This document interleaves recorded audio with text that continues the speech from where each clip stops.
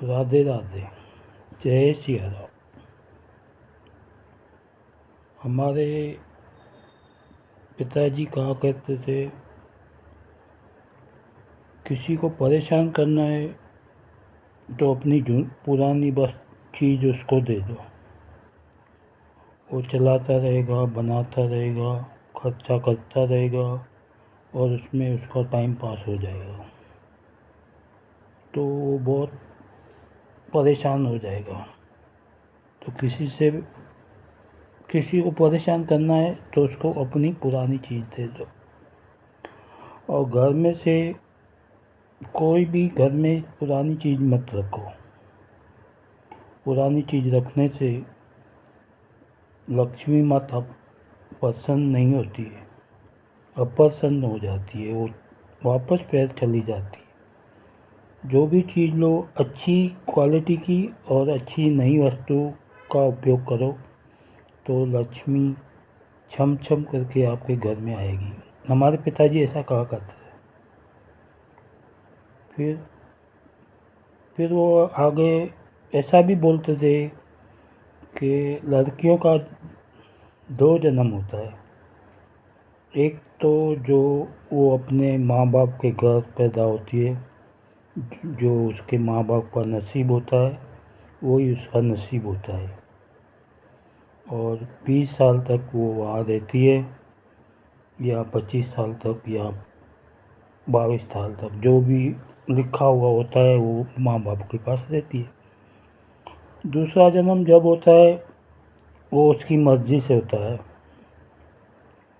कि वो कौन सा घर पसंद करती है, और उसके किस्मत में फिर दूसरा कौन सा घर लिखा है, दूसरे कितने लोग लिखे हैं उसके परिवार में, वो उसका दूसरा जन्म होता है। तो वो दूसरा जन्म वो अपने पसंद से चुनती है।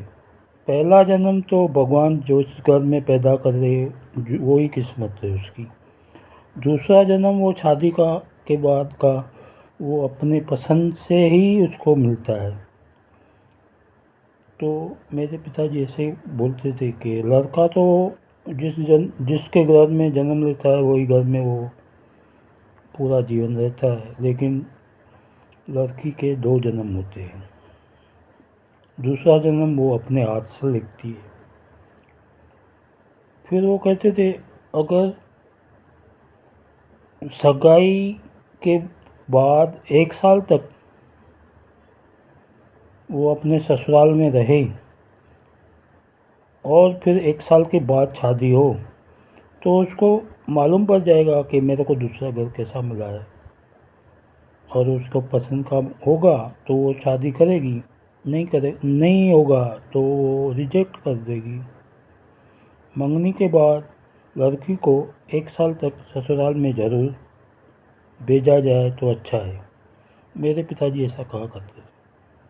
अब उसमें क्या तथ्य सही है वो मेरे को नहीं मालूम, लेकिन मेरे पिताजी की कही हुई बात मुझे आज भी याद है।